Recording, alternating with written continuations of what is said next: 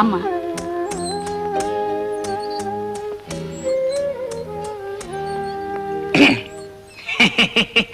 ಏನಯ್ಯ ಹುಡುಗಿ ಒಪ್ಪಿಗೆ ಆಯ್ತು? ರುದ್ರಪ್ಪ, ಹುಡುಗನಿಗೆ ಹುಡುಗಿ ಒಪ್ಪಿಗೆ ಆಗಿದೆ. ಈಗ ನಿನ್ನಿಷ್ಟ ಏನು ಅಂತ ಹೇಳ್ಬಿಟ್ರೆ ಮುಂದಿನ ವಿಷಯ ಮಾತಾಡ್ಬೋದು. ನನಗೂ ಒಪ್ಪಿಗೆನೆ. ಏನ್ ಗುರು, ನಿನಗೂ ಈ ಮದುವೆ ಒಪ್ಗೆನಾ? ಯಾಕಪ್ಪ ಮಾತೇ ಆಡಲ್ಲ? ಧೈರ್ಯವಾಗಿ ಹೇಳು. ಹೇಳ್ಬೇಕಾಗಿರೋದು ನಾನಲ್ಲ, ಅಕ್ಕ. ಓ ಕರೆಕ್ಟ್, ಹುಡುಗಿ ಅಭಿಪ್ರಾಯನೇ ಮುಖ್ಯ ಅಲ್ವಾ? ಅದಕ್ಕೆ ನಾನು ನಿನ್ ಗುರು ಅಂತ ಕರೆಯೋದು. ಸರ್, ಒಂದ್ ನಿಮಿಷ ಇರಿ. ಮಂಗಳನ ಒಂದ್ ಮಾತು ಕೇಳ್ಕೊಂಡು ಬರ. ಸರಿ ಸರಿ. ಮಂಗಳ, ಹುಡುಗ ನಿನಗೆ ಒಪ್ಪಿಗೆನಾ? ನಾನ್ ನೋಡಿ ಒಪ್ಪಿಗೆ ಹೇಳೋದೇನಿದೆ, ನಿನ್ಗೊಪ್ಪಿಗೆನಾ? ಹುಡುಗ ಚೆನ್ನಾಗಿದ್ದಾನೆ, ನನಗೂ ಒಪ್ಪಿಗೆ. ನಿಮ್ಗೆಲ್ಲ ಒಪ್ಪಿಗೆ ಆದ್ಮೇಲೆ ನನ್ ಕೇಳೋದಿನ್ನೇನು? ಹಾಗಲ್ಲ ಮಂಗಳ, ಇದು ನಿನ್ನ ಜೀವನದ ಪ್ರಶ್ನೆ. ನಿನ್ನಿಷ್ಟ ಏನು ಅಂತ ಹೇಳು. ಹೇಳಿದ್ರೆ ನಾನು ಇಷ್ಟದಂತೆನೇ ಆಗೋಗುತ್ತಾ? ನೀನ್ ಹೇಳ್ತಾ ಇರೋದು ನನಗೆ ಅರ್ಥನೇ ಆಗ್ತಿಲ್ಲ. ಅರ್ಥ ಆಗಿದ್ದಿದ್ರೆ ಯಾವಾಗ್ಲೂ ಆಗ್ಬೇಕಾಗಿತ್ತು. ಈಗ ಅದೆಲ್ಲ ನಿನ್ಗೆಲ್ಲ ಅರ್ಥ ಆಗತ್ತೆ. ಈಗ ಅರ್ಥವಾಯ್ತು. ಒಂದ್ ಹೆಣ್ಣನ್ನ ಹುಡುಗ ಒಪ್ಪಿಗೆನಾ ಅಂತ ನೇರವಾಗಿ ಕೇಳಿದ್ರೆ ಬಾಯ್ ಬಿಟ್ಟು ಹೇಳ್ತಾಳ, ನಾವೇ ಅರ್ಥ ಮಾಡ್ಕೋಬೇಕು. ಸರಿ, ಒಪ್ಪಿಗೆ ಅಂತ ಹೇಳ್ಬಿಡ್ತೀನಿ. ನಮ್ಮ ಮಂಗಳಂಗೂ ಒಪ್ಪಿಗೆ ಅಂತೆ. ಹುಡುಗ ಹುಡುಗಿ ಒಪ್ಪದ ಮೇಲೆ ಮುಗಿದು ಹೋಯ್ತು. ರುದ್ರಪ್ಪ, ಆದಷ್ಟು ಬೇಗ ಲಗ್ನ ಕಟ್ಟಿಸ್ಬಿಡೋಣ. ಸರಿ, ಇನ್ನೊಂದ್ಸಲ ಹೇಳು ಮಾವ. ಜಾಣ ಅಲ್ವಾ? ಜೋರಾಗಿ ಇನ್ನೊಂದ್ಸಲ ಹೇಳು ಮಾವ.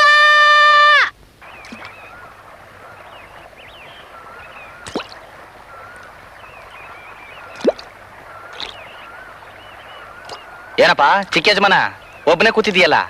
ಮಂಗಳ ಇಲ್ಲಿ ಎಲ್ಲ ಇವನ ಮಾತಾಡ್ಸಿದ್ರು ಮಾತಾಡ್ತಿಲ್ವಲ್ಲ?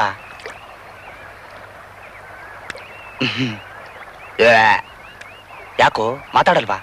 ನನ್ ಮೇಲೆ ಕೋಪನಾ? ನೀನೊಂದು ತಪ್ಪು ಮಾಡಿದ್ಯಾ, ಅದಕ್ಕೆ. ನಾನ್ ತಪ್ಪು ಮಾಡಿದೀನ? ಒಳ್ಳೆ ಕೋರ್ಟಲ್ಲಿ ತೀರ್ಮಾನ ಹೇಳ್ದಾಗ ಹೇಳ್ಬಿಟ್ಟಿಯಲ್ಲೋ. ಹೋಗ್ಲಿ, ಅದೇನ್ ಹೇಳಿ ತಿಳ್ಕೊತೀನಿ. ಈ ದಾರಿಲಿ ನೇರವಾಗಿ ಹೋಗು. ನೀನ್ ಮಾಡಿರೋ ತಪ್ಪು ಏನು ಅಂತ ನಿಂಗೆ ಗೊತ್ತಾಗುತ್ತೆ. ಓಹೋ, ನಾನ್ ಮಾಡಿರೋ ತಪ್ಪು ಈ ದಾರಿಲಿ ಇದೆಯಾ? ಇರ್ಲಿ, ನೋಡ್ತೀನಿ.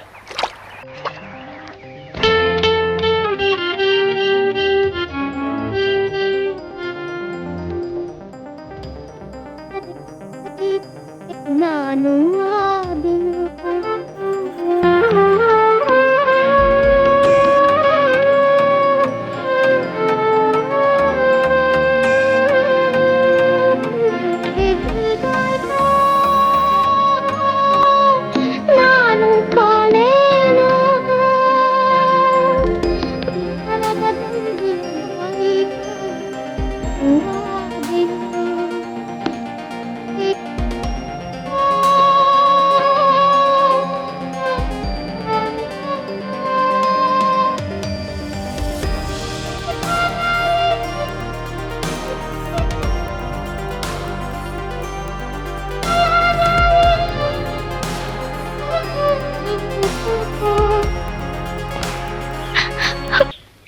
ಮಂಗಳ,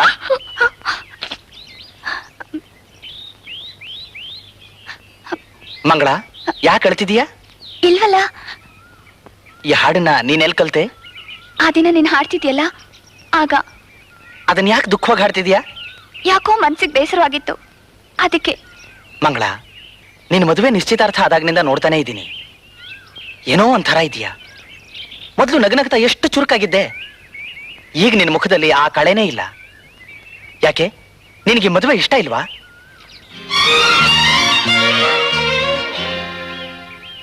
ನೋಡು, ನಿನಗೆ ಮದುವೆ ಇಷ್ಟ ಇಲ್ದಿದ್ರೆ ಹೇಳು. ನೀನ್ ಯಾರನ್ನ ಇಷ್ಟಪಟ್ಟಿದ್ಯೋ ಅವ್ರಿಗೆ ಕೊಟ್ಟು ಮದುವೆ ಮಾಡಿಸ್ತೀನಿ. ಅದೆಲ್ಲ ನಿನ್ನಿಂದ ಆಗ್ದಿರೋ ಕೆಲ್ಸ. ನಾನು ಎಂಥವನು ಅಂತ ನಿನಗಿನ್ನೂ ಗೊತ್ತಿಲ್ಲ. ನಾನು ಹಠ ತೊಟ್ರೆ ಆ ಕೆಲಸ ಮುಗೀತು ಅಂತ ತಿಳ್ಕೊ.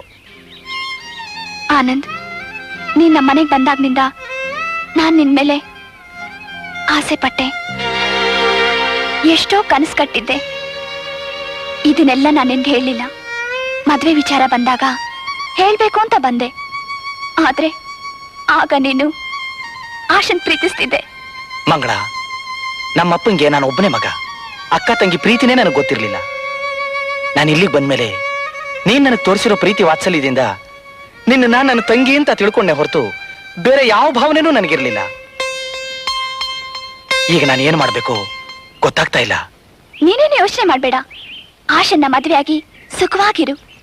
ನನ್ನಾಸೆ ನೆರವೇರಿಲ್ಲ ಅಂತ ನಾನೇನು ಆತ್ಮಹತ್ಯೆ ಮಾಡ್ಕೊಳ್ಳೋದಿಲ್ಲ. ಪಾಲಿಗೆ ಬಂದದ್ ಪಂಚಾಮೃತ ಅಂತ ದೊಡ್ಡೋರು ಹೇಳಿಲ್ವಾ? ಎಲ್ಲ ಋಣಾನುಬಂಧ ಅಷ್ಟೇ. ಇನ್ಮೇಲೆ ನಾನು ನಿನ್ನ ಅಣ್ಣ ಅಂತಾನೆ ಪ್ರೀತಿಸ್ತೀನಿ.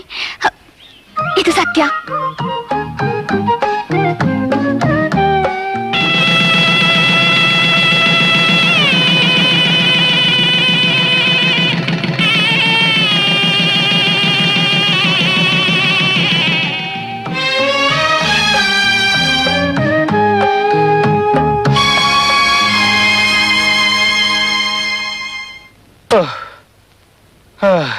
ಸಾಹುಕಾರನ ಮಗನ ಹುಟ್ಟಿದ್ರು ಕಂಡವ್ರ ಬಟ್ಟೆ ಒಗೆಯೋದು ತಪ್ಪಲಿಲ್ಲ.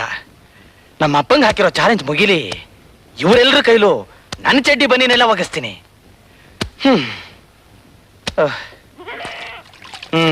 ಇದು ಬೇರೆ ಒಳ್ಳೆ ಆನೆಗೆ ಹಾಕೋ ಚಡ್ಡಿ ಇದ್ದಾಗಿದೆ. ಇದನ್ನು ನಾನು ಒಗಿಬೇಕಾ? ಏಯ್, ಏನೋ ಅದು? ಏನೇನೋ ಪೇಚಾಡ್ತಿದ್ಯಾ? ಏನಿಲ್ಲ ಸರ್, ನಿಮ್ ಚಡ್ಡಿ ಒಗಿತಿದ್ದೆ. ಬೆಂಗಳೂರಿಂದ ನಿಮ್ ಯಜಮಾನರು ಕಾಗದ ಬರೆದಿದ್ದಾರೆ. ಏನಂತ ಬರ್ತಿದ್ದಾರೆ ಸರ್? ಕೆಲಸ ಹೇಗ್ ಮಾಡ್ತಿದ್ದಾನೆ ನಮ್ ಹುಡುಗ ಅಂತ ಕೇಳಿದ್ದಾರೆ. ಕಾಗದದಲ್ಲಿ ನನ್ನ ಯೋಗಕ್ಷೇಮಕ್ಕಿಂತಲೂ ನಿನ್ ಯೋಗಕ್ಷೇಮನೇ ಹೆಚ್ಚಾಗಿ ವಿಚಾರಿಸಿದ್ದಾರೆ. ವಾರಕ್ಕೆ ಮೈಕೈಗೆ ಎಣ್ಣೆ ಹಚ್ಕೊಂಡು ಸ್ನಾನ ಮಾಡ್ತಿದ್ದಾನ ಅಂತಾನು ಕೇಳಿದ್ದಾರೆ. ಅವ್ರಿಗೆ ಮೊದ್ಲಿಂದ ನನ್ನ ಮೇಲೆ ಪ್ರೀತಿ ಜಾಸ್ತಿ ಸರ್. ಪರವಾಗಿಲ್ಲ, ಅವ್ರ ಹತ್ರ ಒಳ್ಳೆ ಹೆಸರು ತಗೊಂಡಿದ್ಯಾ. ಅವ್ರ ಹತ್ರ ಒಳ್ಳೆ ಹೆಸರು ತಗೊಳ್ಳೋದು ದೊಡ್ಡದಲ್ಲ ಸರ್. ನಿಮ್ಮ ಹತ್ರ ಒಳ್ಳೆ ಹೆಸರು ತಗೊಂಡ್ರೆ ನಾನು ಇಲ್ಲಿಗೆ ಬಂದಿದ್ದಕ್ಕೂ ಸಾರ್ಥಕ. ಕಷ್ಟಪಟ್ಟು ಕೆಲಸ ಮಾಡಿದ್ರೆ ದೇವ್ರು ಖಂಡಿತ ಒಳ್ಳೇದ್ ಮಾಡ್ತಾನೆ. ಮಾಡು ಮಾಡು.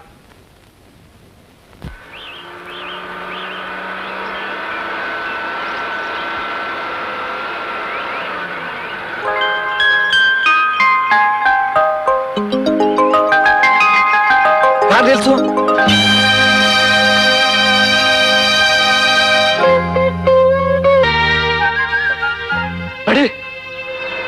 ಇಲ್ಲ ಡ್ಯಾಡಿ, ವಿನೋದನ್ನ ಮದ್ವೆ ಆಗೋಕೆ ನನ್ಗೆ ಇಷ್ಟ ಇಲ್ಲ.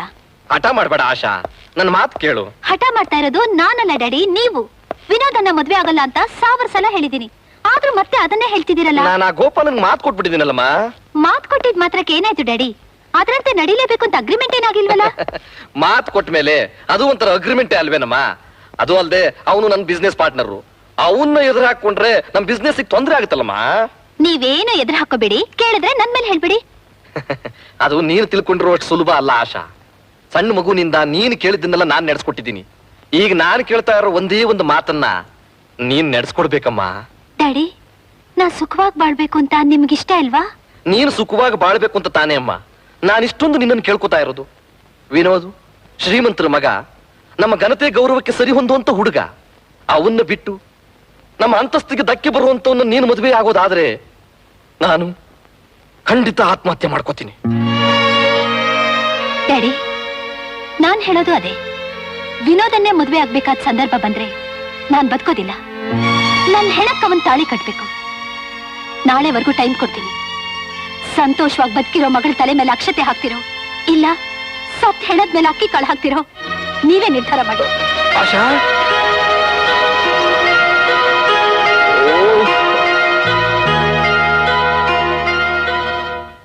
ಅದೆಲ್ಲ ನಾನು ಕೇಳೋದಿಲ್ಲ. ನಮ್ ಬಿಸ್ನೆಸ್ ಪಾರ್ಟ್ನರ್ಶಿಪ್, ನಮ್ ಸ್ನೇಹ ಹೀಗೆ ಚೆನ್ನಾಗಿರ್ಬೇಕು ಅನ್ನೋದಾದ್ರೆ ಆಶಾಗಿಷ್ಟ ಇರ್ಲಿ ಇಲ್ದೆಲ್ಲ ಇರ್ಲಿ, ಅವಳನ್ನ ನನ್ನ ಮಗನ ಕೊಟ್ಟು ಮದುವೆ ಮಾಡ್ಲೇಬೇಕು. ಕೋಪಿಸ್ಕೋಬೇಡ ಪಾರ್ಟ್ನರ್. ನನಗಿರೋಳು ಒಬ್ಳೆ ಮಗಳು. ಅವಳು ಇಷ್ಟಕ್ಕೆ ವಿರುದ್ಧವಾಗಿ ನಾನು ಹೇಗೆ ಮದುವೆ ಮಾಡ್ಲಿ? ಒಂದು ವೇಳೆ ಮಾಡಿದ್ರು ಅವ್ರ ಸಂಸಾರ ಚೆನ್ನಾಗಿರುತ್ತಾ? ಅಲ್ಲಯ್ಯ, ಬಿಸ್ನೆಸ್ ಇಂಪ್ರೂವ್ ಆಗೋವರೆಗೂ ಮದುವೆ ಮಾಡ್ತೀನಿ ಅಂತ ಹೇಳ್ತಾ ಇದ್ದು ಈಗ ಪ್ಲೇಟ್ ಚೇಂಜ್ ಮಾಡ್ತಾ ಇದೀಯಾ? ನಿನ್ನಂತವ್ರಿಗೆ ಹೇಗ್ ಬುದ್ಧಿ ಕಲಿಸ್ಬೇಕು ಅಂತ ನನಗೆ ಚೆನ್ನಾಗ್ ಗೊತ್ತು. ಏ ಜೋಸಫ್, ರೆಹಮಾನ್, ಬರ್ರ ಇಲ್ಲಿ. ಜಾನಿ, ತೋಡ್ಬಾ. ಬಿಟ್ರು ಗೋಪಾಲ, ಪ್ಲೀಸ್ ಪ್ಲೀಸ್ ಗೋಪಾಲ. ಗೋಪಾಲ ಎಷ್ಟೇ ಕೂಗಾಡಿದ್ರು ಸರಿ, ಆಶಾಗೂ ನನ್ನ ಮಗ ವಿನೋದ್ಗೂ ಮದುವೆ ನಡೆಯುತ್ತೆ. ಬೇಡ ಬೇಡ ಗೋಪಾಲ್, ಹಾಗೆಲ್ಲ ಮಾಡ್ಬೇಡ. ಸದ್ ಮಾಡ್ಬೇಡ. ನೋಡಿ ಸರ್, ಈಗ ನೀನು ಪ್ರಜ್ಞೆ ತಪ್ಪಿಳೋ ಹಾಗೆ ಈ ಇಂಜೆಕ್ಷನ್ ಕೊಡ್ತೀನಿ. ಬೇಡಗಳು ಸೂಜಿಗಳು ನೋಯ್ತದೆ ಕಣೋ. ಬೇಡ